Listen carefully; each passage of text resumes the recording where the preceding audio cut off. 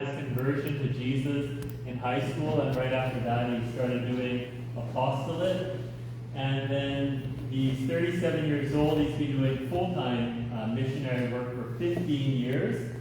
He has been in charge of CCO's international missions, all of Canada. He's currently the regional manager for Ontario, in charge of 6 university campus missions. He has his STD and his MDiv from Regis College in Toronto, and his specialty was on the Canadian martyrs and their intentional accompaniment. And most importantly, he's married and a father of 4. So we welcome Benjamin.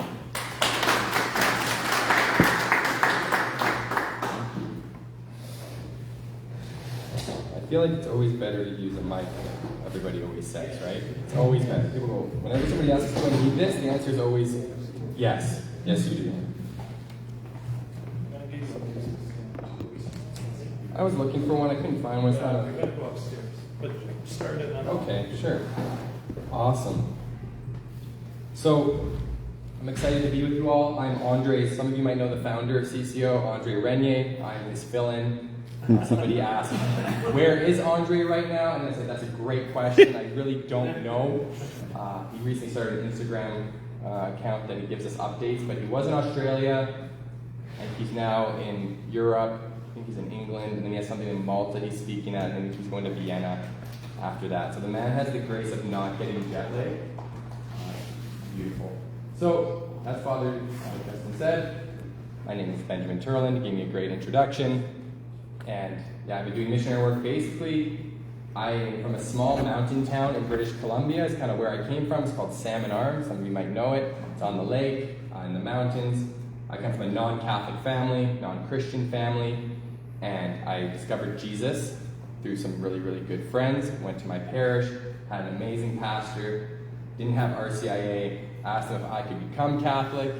He said, sure. I went to his office every Wednesday, asked him questions, asked my friends' parents questions, and then came to faith when I was 17 after searching for it in all of the wrong places. And then after I became Catholic, the only thing that I could think of was, how could I not share this with other people? How could I not? It literally saved my life. Like, I would have been in a ditch if it wasn't for Jesus, because I was just so insecure. I was drinking, I was doing drugs, I was just like trying to find fulfillment, trying to find love, and Jesus gave that to me. So I started doing that with Net Ministries of Canada, traveled all of Canada, traveled all of Ireland. I'm not sure where everybody here is from, but if you're from any of the provinces, I've probably been to your diocese at some point, and then I got to do it in Ireland. So, and then I found this thing called CCO when I was at university in British Columbia. And then I said, all that matters to me is that Jesus is proclaimed. They then asked me to move to Saskatoon. I said, sure. They then asked me to move to Toronto, which, if you're from the West, you despise that place. And that's how I knew there was a God, is that I felt peace about moving to Toronto. So I was like, there must be a God. It's like a reversion. Spent 7 years there, and then got asked to move to Ottawa, to move to the headquarters here. So now I save the world one Zoom call at a time. So, that is me. Okay, so I'm just going to start off. We're going to talk a bit about Catholic Christian Outreach. I'm sure a lot of you have heard about this organization. I'm really going to tell you about what we're seeing on campus, what we're seeing off of campus, and all of our different contexts, and what we've seen that works on the campus, in the parish, in the church, and just different areas like that. So often when I talk to people, the first thing I like to talk about is the good news. Because so often we always get the bad news. I think as priests, you just have to deal with the bad things a lot of the time, a lot of the hard things, a lot of the difficult things. But there is good news and there is good things, that are happening. So I just brought up some of these quick. These are very big. These are some of these things. In the middle is one of the former people I used to supervise. His name is Lucas, who's a missionary. In this picture, this is the Ukrainian Catholic Church up in Edmonton. There's seven seminarians, and 2 of them are CCO alumni. One of them, Lucas, is actually becoming a permanent deacon because he's married in the Ukrainian church and he's going to be with the military ordinariate. So it was like a mouthful when he was trying to describe what he was trying to become. He's like, and then also this past year on our campuses alone, we saw 50 students come into the church. And it wasn't just at Easter, they actually came, like one came at Pentecost. The girl on the right, that's Father Rob Arsenault, some of you might know, he baptized this young lady a couple weeks ago.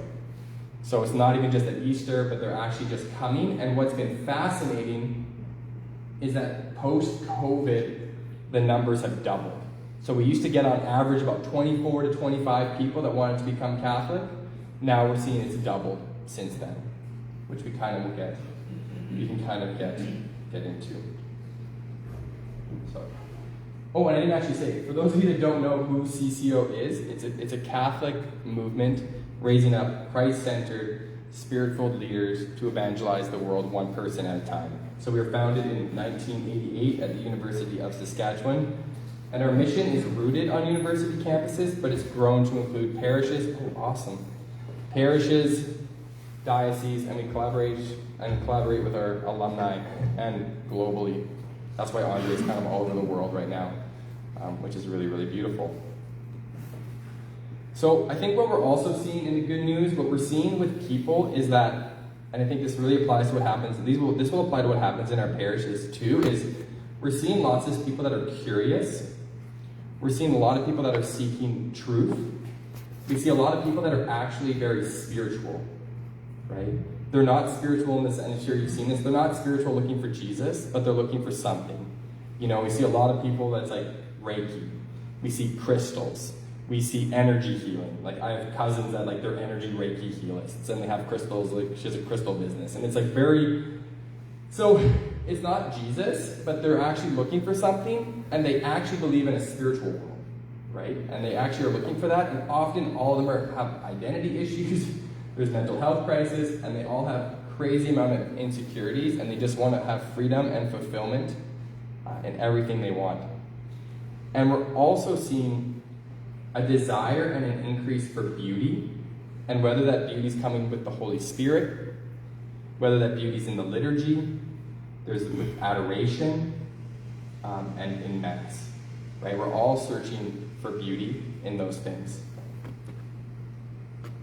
And it was fascinating because even in one campus, it was Queens in Kingston, and they just seemed to always have a lot of people that seemed to want to enter the church, and people would just literally show up to the table and say, well, I want to become Catholic.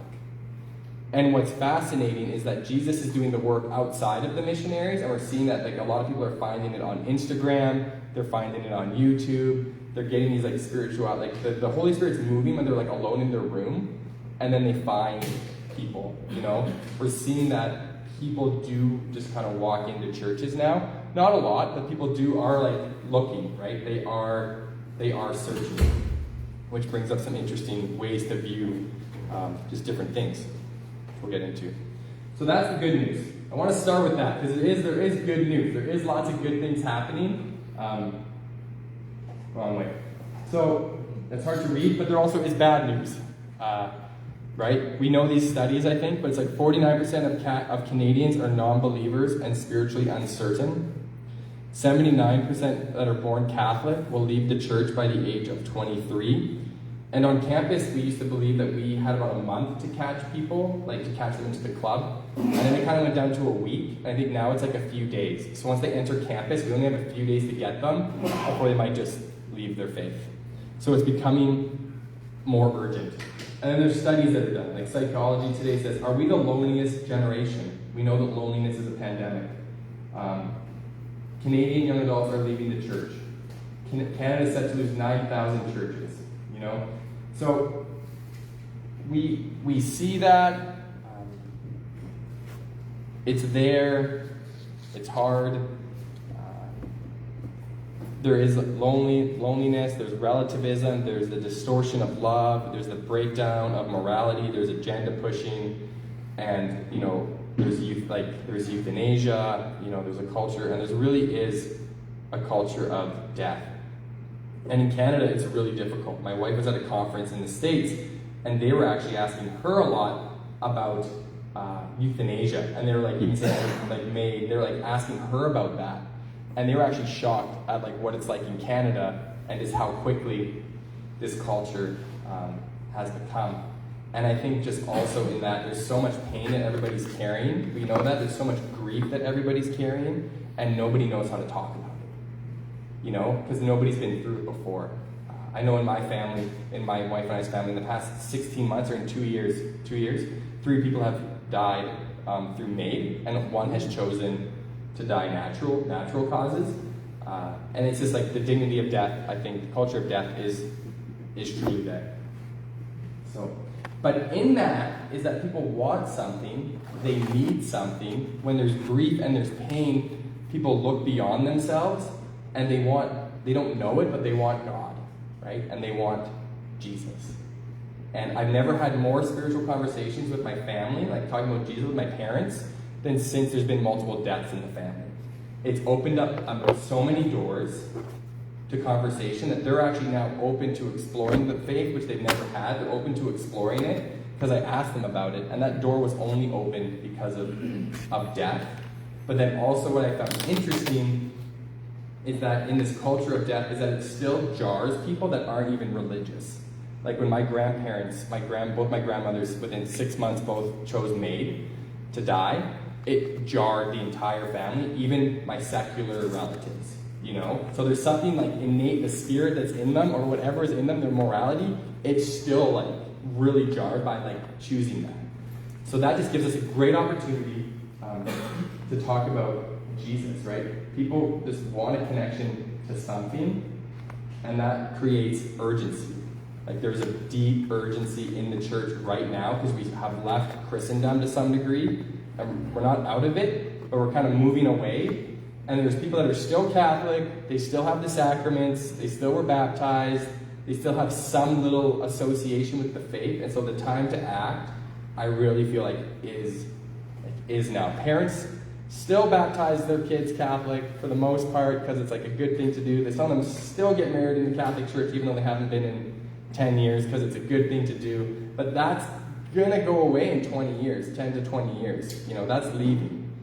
And then right now, I know in the church, when I was in Toronto, they were building a lot of new churches. And I think Cardinal Collins says this himself, but he's like, the church in Toronto is very much held up by immigration, right? And it's beautiful that they come in, they bring a new spirit, but it's like the people that were in Canada before, they are not practicing. So it's a false perception of livelihood that I've seen. Father Larry's like shaking his head. Is that Father Larry from Toronto? Yeah. So. Or there's also this idea of like, we're building new churches. We're building new churches where people move to, but we need to close down the ones that people left to go to the burbs because the housing prices were too much. But, so where is CCO, Catholic Christian Outreach? So we are in 3 places, easily the church, the campus, and the world. So obviously we choose the campus because it's intentional for leadership. It's where we're forming the future leaders for the society, and it's really a greenhouse that sends them out. We're finding that they are open. We're finding they're open, they want to find something, they're curious, they will listen to this person of Jesus. We have found that we have to change how we share Jesus with them. It's very much about the power that Jesus can give you, and he can help you with overcoming your insecurities, your anxiety, your depression. It's coming more of it like with a powerful Jesus versus are you feeling sorry for your guilt and your shame and your doubts? It's not about that. It's about the power that Jesus can give you in your life when you have a relationship with him. But they are open. We're also seeing that they don't want what we call in CCO Catholic light. They don't want like a flimsy Catholic. They want they want full-on Catholicism. And they don't want you to skirt around the issues. They want you to tell them what it is. They want you to love them in it, but don't give them a watered-down version. We don't live in watered-down version anymore in this world. It's like you're all in on anything. If you're like an athlete, you're all in on being an athlete. Whatever like identity you choose, like you are that identity. Running club, you see running clubs, like they're crazy. They're full of people because like, you're a runner. That's who you are, right? And that's with Catholicism too. The tension that we see, in that too, is that there can be some infighting and some argument even on the campus of like more conservative and more liberal and just how we view different things. But also we're seeing, this came through Cardis, is like they're noticing in the stats, is like there's really in society there is a bigger divide. Like the middle is getting narrower, so more people that want to be religious is going up, and more people that are going left, like more like to that side, woke, that side, that's also going up. So people are choosing a side, right? And I think you see that in society. I don't need to get into that. I'm sure that some of the other speakers will get into that more, but you see that. The church, so CCO is also, some don't know, is that we're also in the church. So 10 plus years we were invited into parishes, and that we saw that our churches are in need of missionary disciples, and that we need to journey with parishes and dioceses in making them be able to grow these disciples. We do that just by our own. Sometimes we collaborate with Alpha. Sometimes we also collaborate with Divine Renovation. We make these beautiful ecosystems that really help a parish flourish. Right now, we coach parishes all throughout Canada, also the States. We coach dioceses in the States. Right now, we coach dioceses also in London, England, and kind of all over the world. Keep pointing at the screen, but it's not there. So one area that CCO just launched that really put a new focus on, we put in a new alumni department. Because one thing that we kept hearing from our alumni was, I leave campus and then there's nothing for me. But we didn't know what to do, and we didn't have the manpower, and we were trying to do things. They would try to do some things in the parish sometimes, it wouldn't work, or they weren't trained enough, or they were just newer. There's a lot of factors that go into it. But we just surveyed all of our alumni.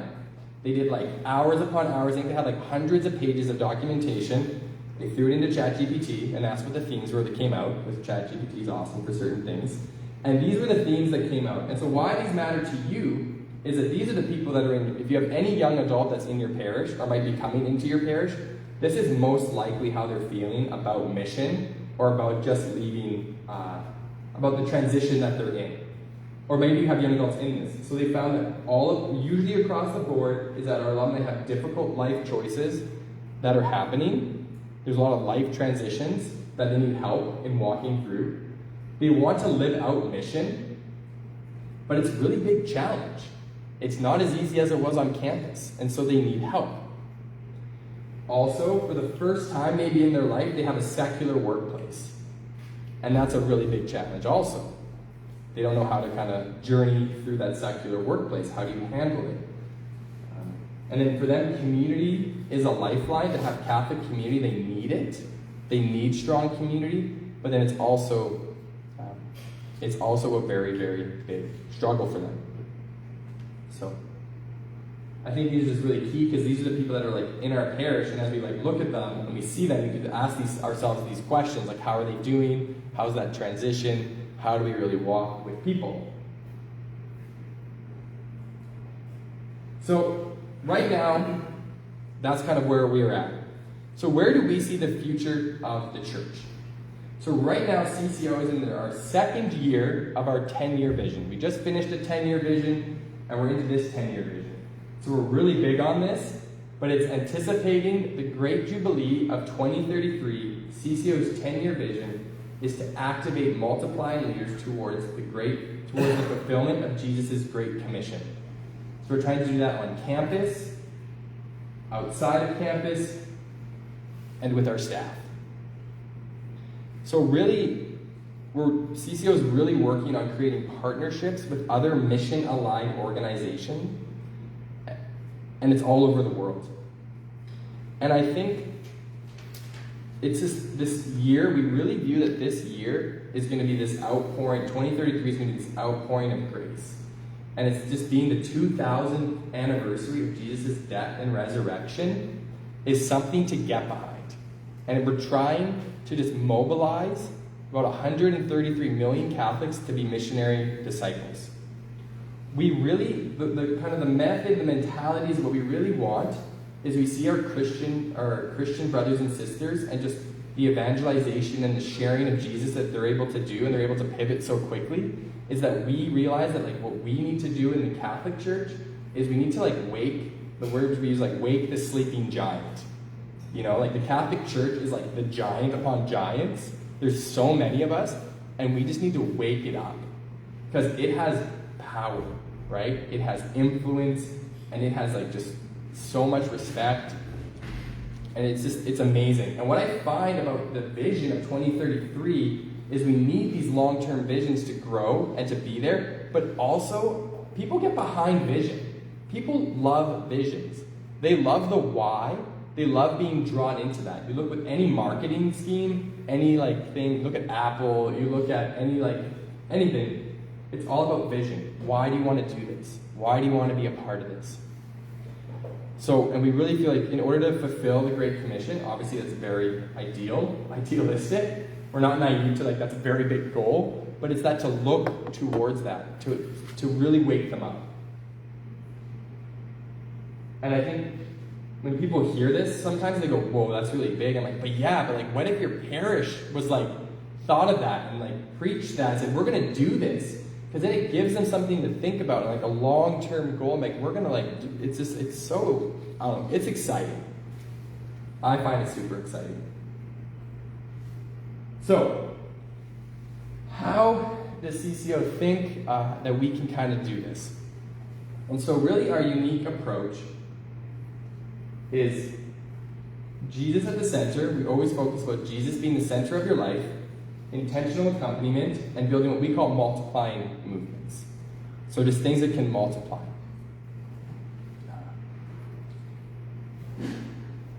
We also focus on one person at a time. That's impossible to read. So one person at a time is a model of evangelization that uses intentional accompaniment to focus on personal relationships. It involves walking alongside others on their journey towards conversion and remaining alongside them after conversion as they're being a part of the journey of discipleship. So we do this through this idea of proclaim, equip, and commission. So proclaim delivers a clear message that invites people to follow Jesus. Equip is we accompany them as they grow in holiness and mission. And commission is to send leaders to reach others out and multiply. So it's one person at a time. It's one small group at a time. And what it slowly does is it builds a culture of evangelization, a culture of sending people out. And it's so needed, and I think we see that. And even last Friday. On Friday, I was out for beers with a random guy that a friend asked. It was his friend's brother-in-law, and he asked me if we could go out for a beer. And I said, sure, let's go out for a beer. So we met at a pub and sat down. He wanted to get involved in the Catholic community, so we're chatting. So I assumed he was kind of Catholic. But then we were talking, and I realized, he was Catholic. He hadn't gone he's gone off and on lukewarm for 10 years. He hasn't gone in 4 or 5 months. And he just kind of said, the Catholic community, because he thought that's how he can meet new friends, because he moved to a new city. And I realized, he was saying, well, maybe I could get involved in youth group. And I'm like, well, you're 27, and youth group's for it's not for 27-year-olds. So, but then what was interesting is through the entire conversation, he's asking about Old Testament. What's the point? Do you understand it? How do you read it? It's kind of confusing. I'm like, it is confusing. You have to know how to read it. But not all the books are the same. He's like, what do you mean? And I said, well, and we ended up talking about Jesus. I ended up sharing the basic gospel message with him.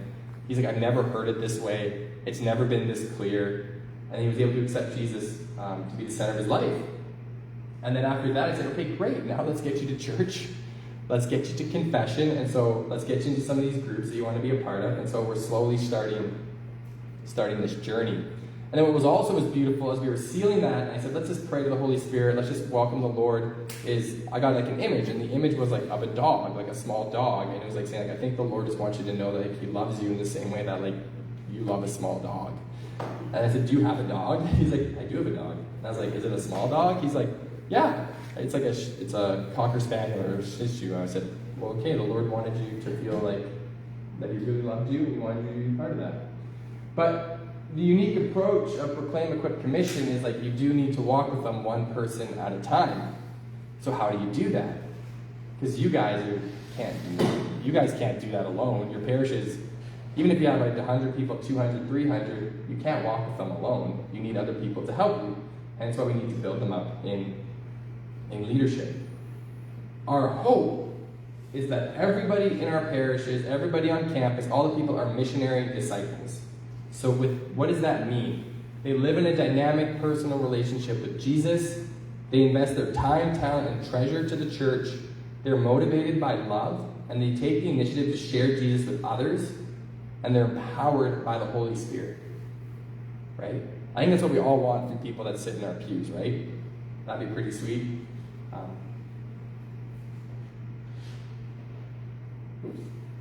Yeah. But we find that it's actually, if you looked at all those criteria and you like kind of took everybody in your parish and tried to check them off the box, it'd probably be about maybe 1% of them, you know?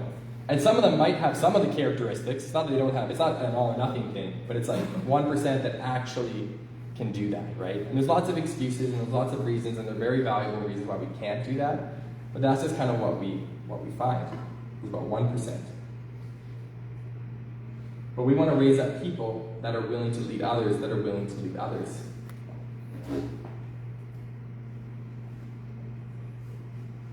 So we do this, we've seen this work in parishes and other places through programs, and we follow, this is a model that we follow.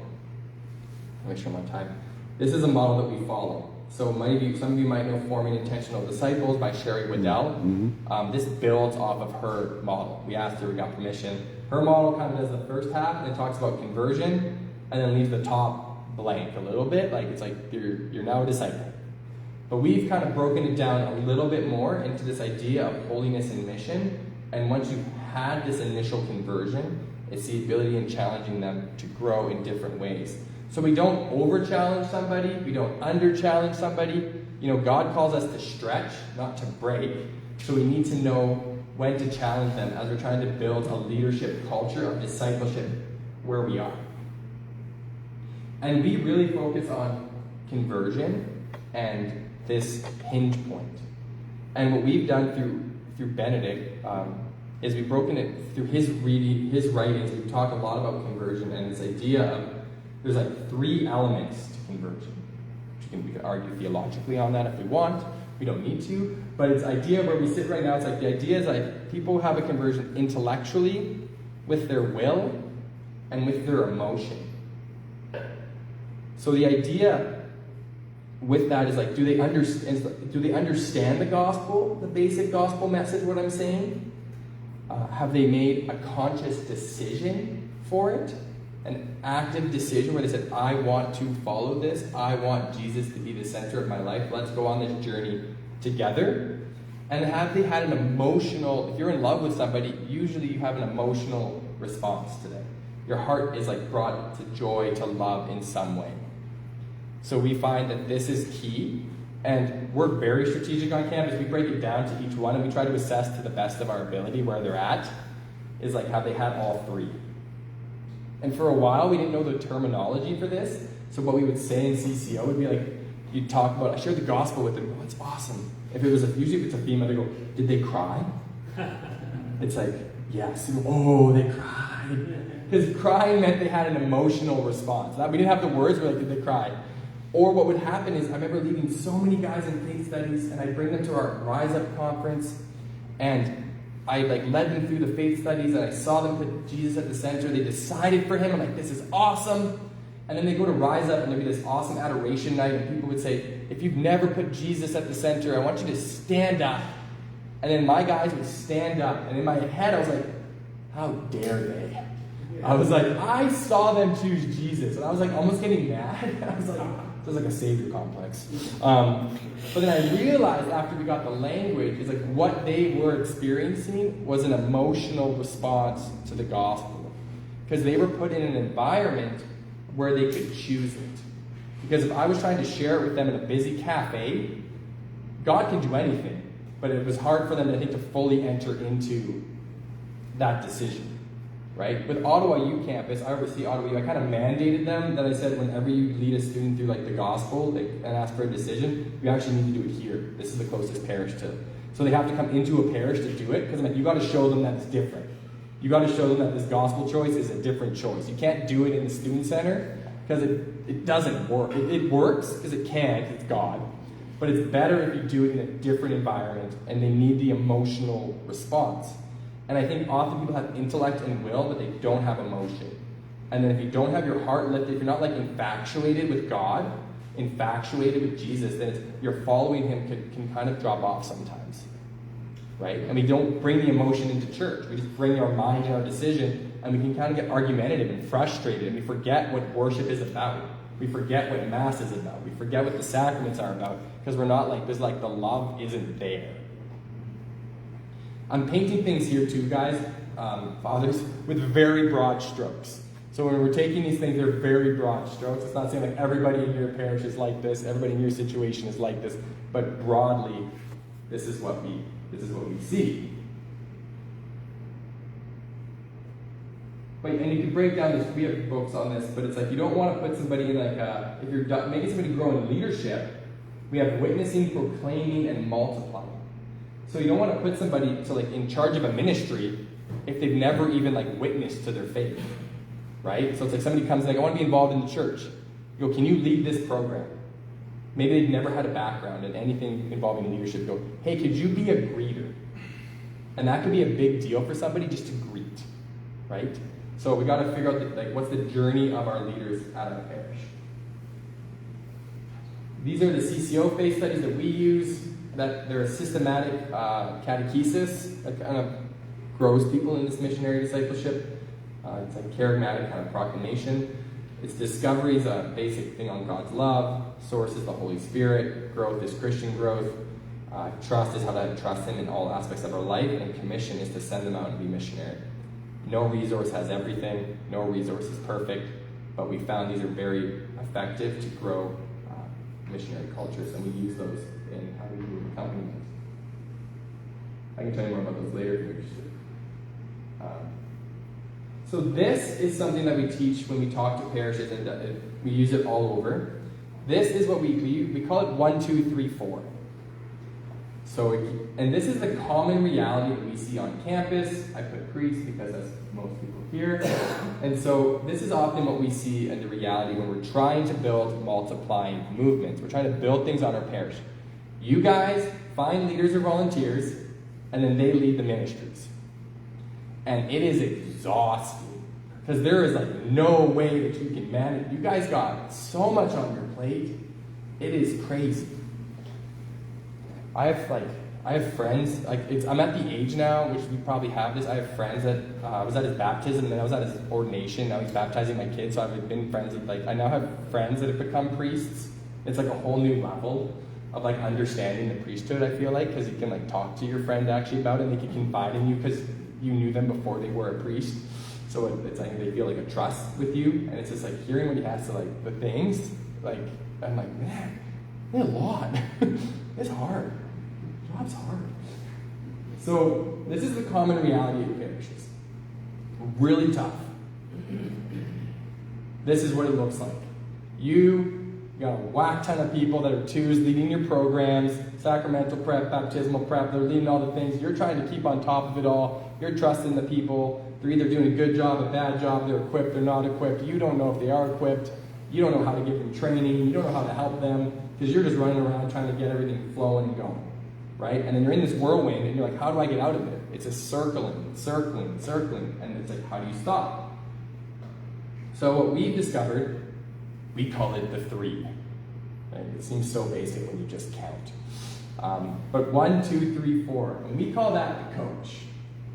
So the coach is a person we're really focused on, no leader is left alone. The job of the coach is to oversee a certain amount of twos. Everybody following me? 1, 2, 3, 4. So the 2s are leading the programs, and the 3s is overseeing the 2s. I was at my parish for this past year. I was a 3. We had an evangelization coordinator at our parish. He picked 3 of us. We were 3s, and we each oversaw 4 or 5 ministries. So I was the communities guy. I loved this position because as a dad of 4, showing up to run youth group at 7 o'clock or 6:30 is really tough. That at 7 o'clock, it's wartime in my house, it's bedtime. That's the most challenging thing as a parent. I'm sure they'll tell you, bedtime. Or showing up to Mass on time at 9 a.m. My wife sometimes says, with our friend Father Mark, she's like, I wish you would just come over in the morning and journey with us through the morning to see how we show up at church. After you just got everybody into the car and there's lots of things.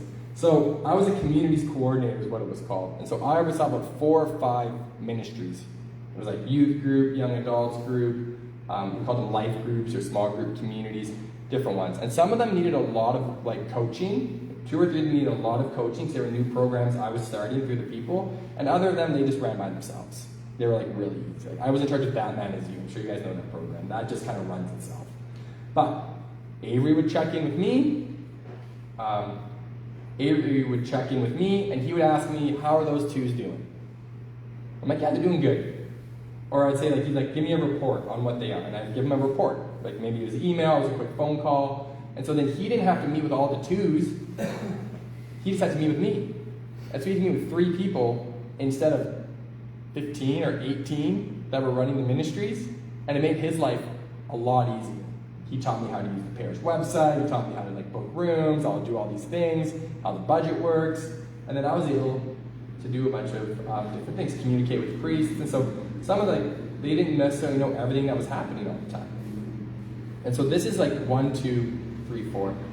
And it's always about, you're asking about the people, right? So if you're a 3, you're asking the 2 about the 1s. You're like, tell me about the program that you're running. What are the people like? And it makes life manageable. But in order to do this, you need the leaders to lead the groups, right? And that takes time. So, but we do find that this method is working. We do find it's fruitful. We do find it's effective. Because like my friend that I went to have a beer with and told him to encounter Jesus, you need people to walk with those people. When we had some friends enter the church recently, and they kind of met friends through dance club, they were in neighborhoods, and you need people to walk with those people. And there's so many questions, and it's so confusing now. I was talking to a priest the other day about a couple in his parish that's looking to get remarried, and he told me a story. He's like, yeah, this one time he was with the canon lawyer, and he literally had all the documents laid out on the floor. You know, baptismal, first marriage, okay, second marriage, no marriage, okay, and it was all these documents to figure out, okay, what was valid, not valid, and all these things, and it's getting more complicated, right? As we get more unchurched, it's way more complicated. So you need more people to walk with people. That's the only way to kind of go about it. And you guys can't do it all. Which also, as I don't necessarily, I'll bring in this up too, but kind of my dream for priests, and what we've seen from campus that goes into the parish, is that the best thing that a priest can do is, people don't want Catholic light. People don't want Catholic light anymore, right? They want full Catholic, which means they want Mass at a time where they can go. Our Tuesday night Mass in my parish is really full. They want to go to confession. But Saturday at 4 o'clock, it's really hard to go to. For me and my family, my kids are just going crazy. Really hard. And then sometimes people go, well, just call the office. And I go, I'm a disciple. I'm like, my life's really busy. And the last thing I want to do, and I do it, but the last thing I want to do is call up a priest and be like, hey, I want to tell you everything I've done wrong the last few weeks.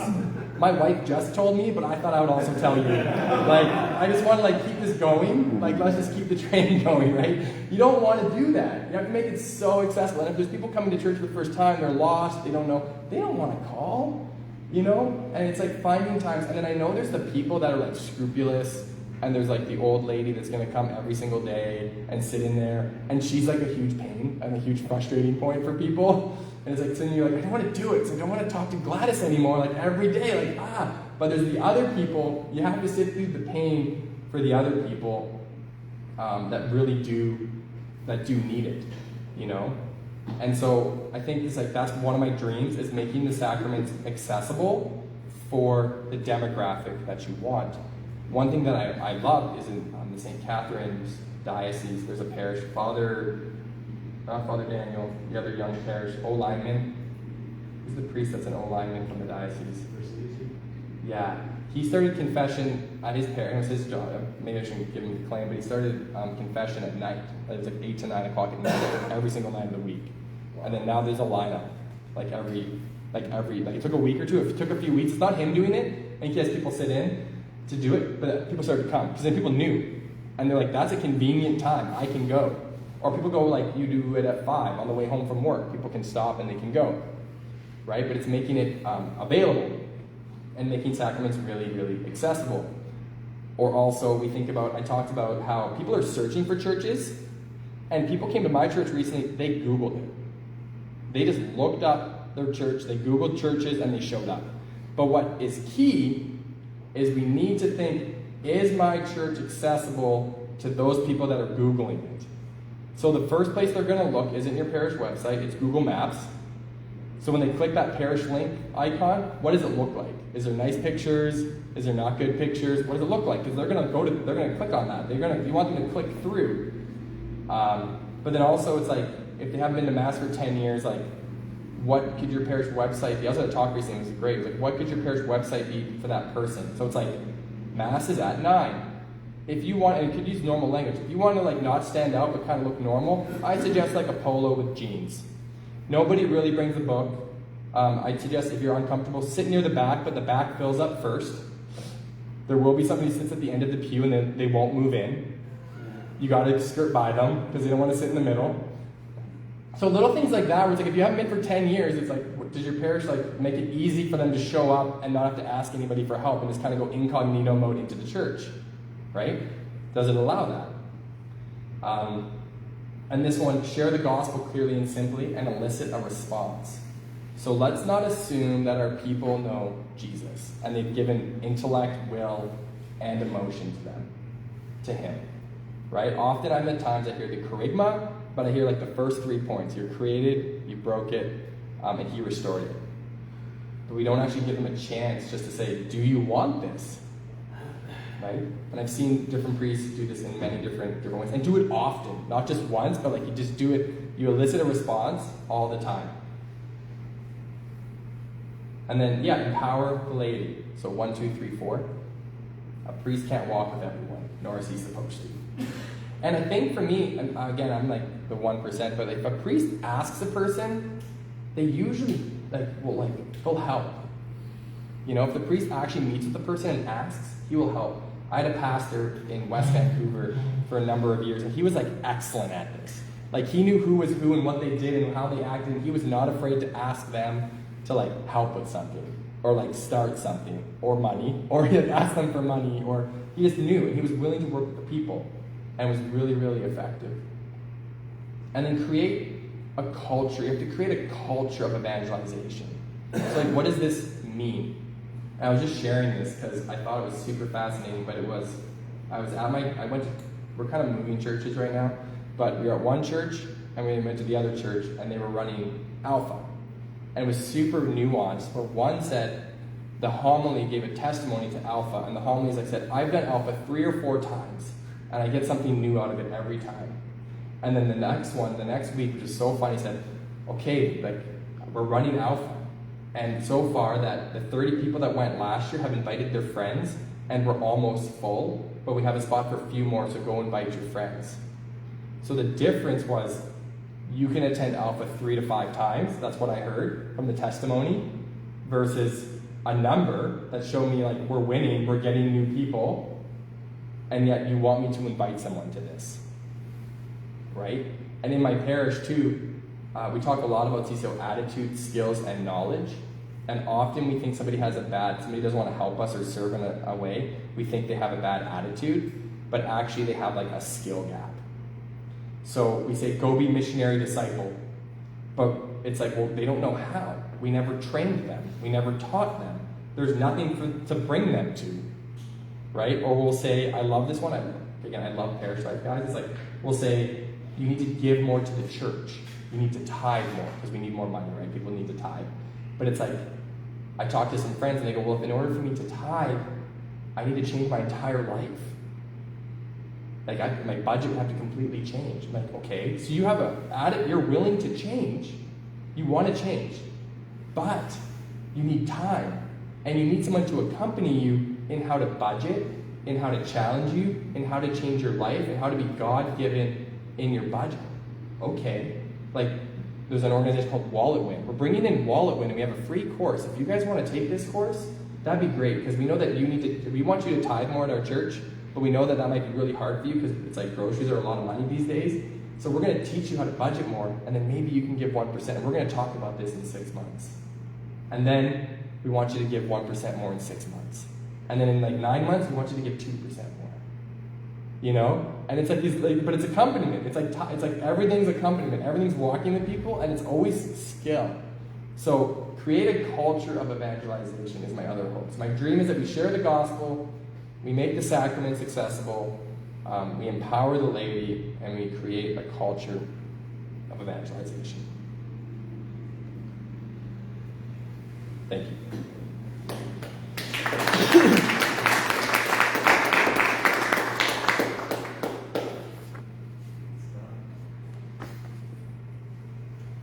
Yes. Thank you so much for this great sharing and presentation.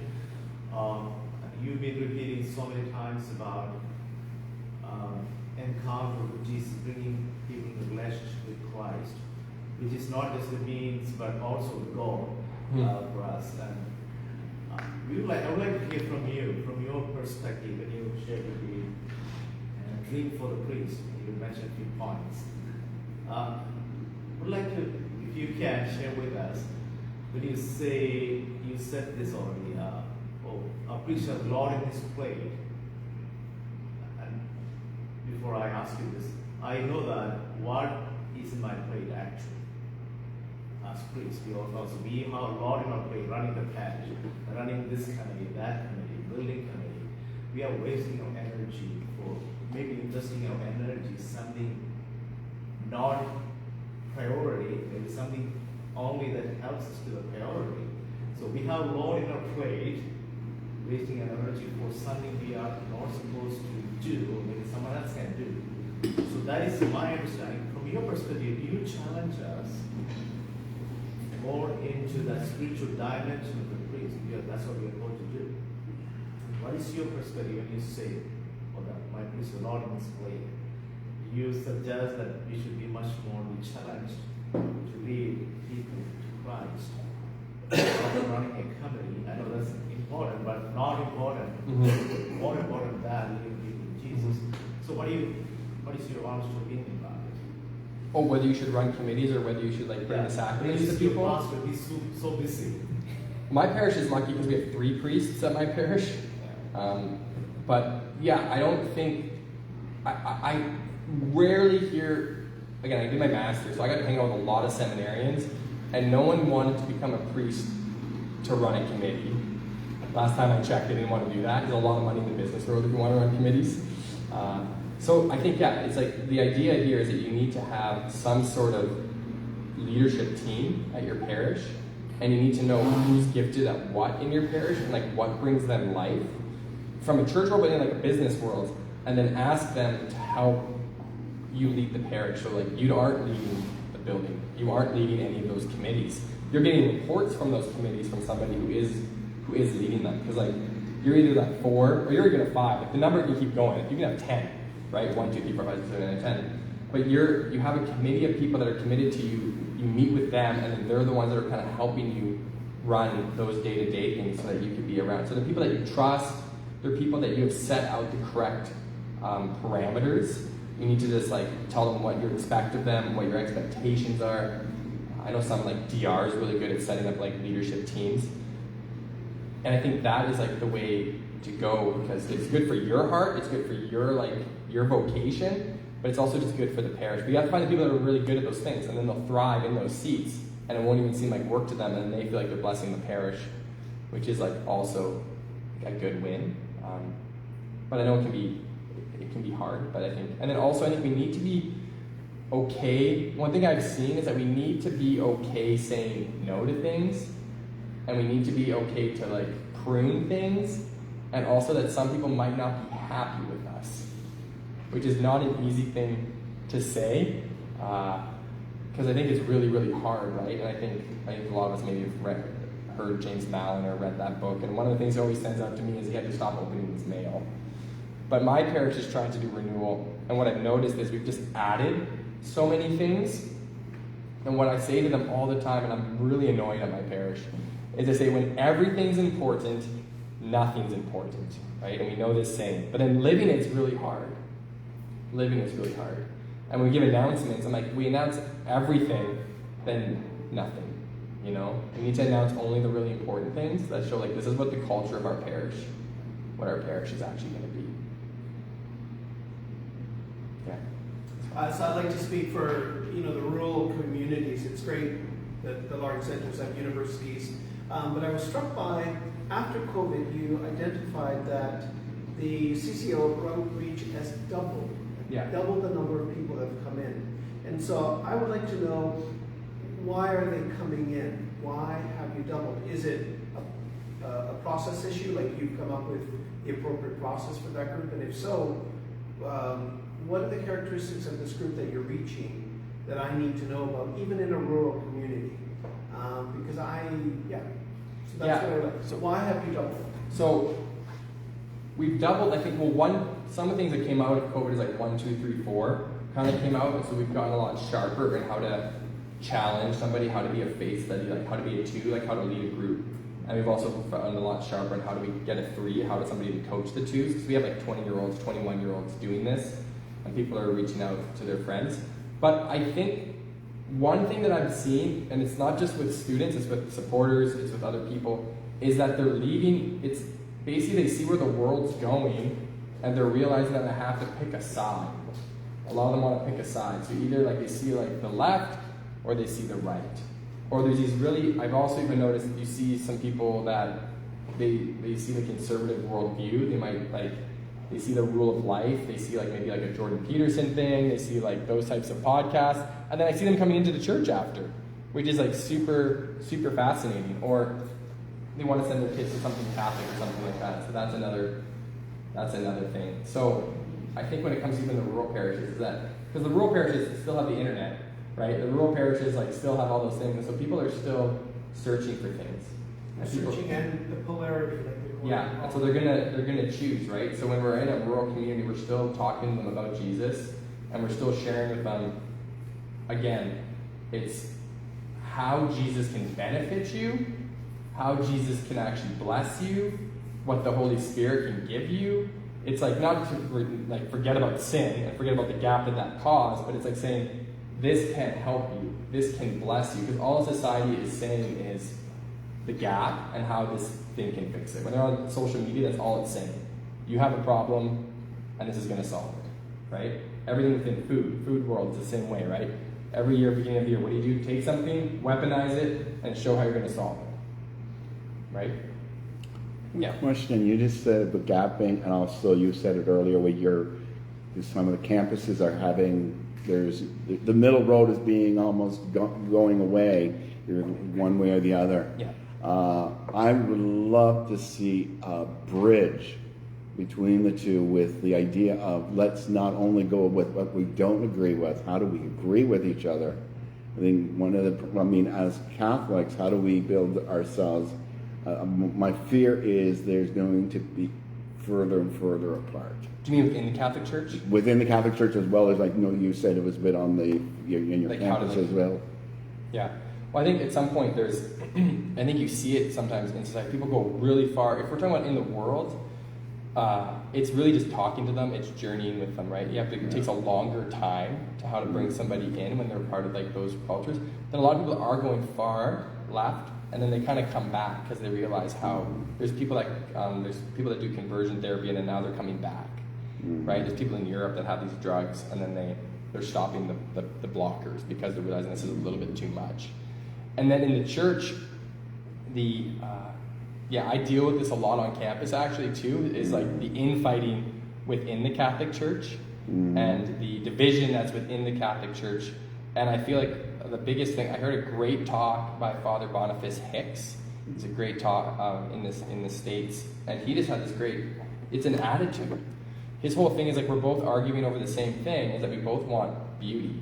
And how does beauty come? Because people don't want Catholic light, right? Whatever it is, they just don't want it like lukewarm. They want it full on.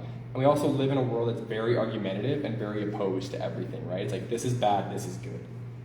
And so that's where it's going. But again, it takes a lot of conversation, like a lot of journeying with people, and just trying to show like what the right way is. And I think it just takes conversations, and the internet doesn't really help. But it takes, also what it takes is really hard conversations. I have really hard conversations with missionaries and students very regularly, because I come up against it all the time, where they're mad about this person's getting mad at them, who's maybe they are a traditional Latin Mass goer, and then they're mad at this.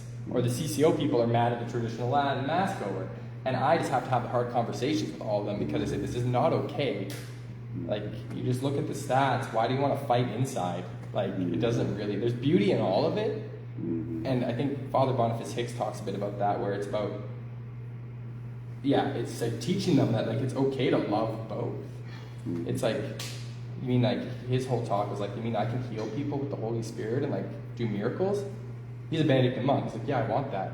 You mean I can be like a subdeacon and celebrate this beautiful form of the Mass in Latin? Yeah, I want that.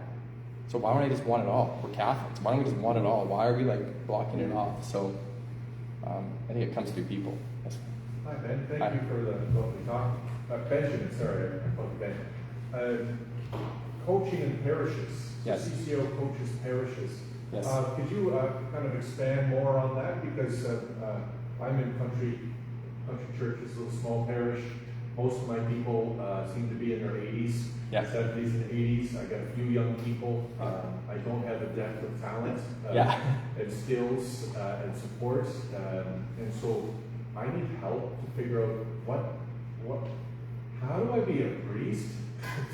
For me? Yeah. How do I do the priest thing here? Yeah. How do I run a parish? I don't know how to run a parish. Yeah.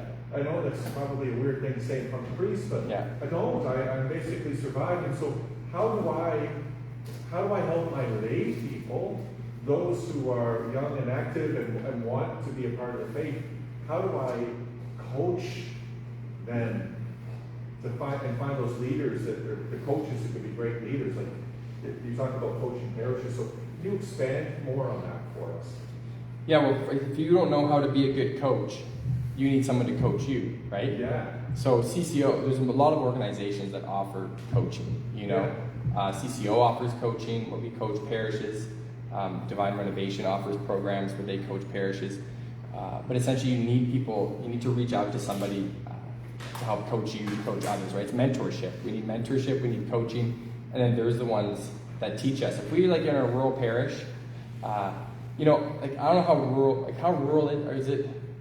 How many people go to the parish? Well, one is I got 15 regulars. Nice. And then I have people, 6 lectors, and they only come when it's their turn to read. Right. This Cape Breton? No. PEI. PEI, okay. Yeah, and then another church, it's a country church, I got about $1.25.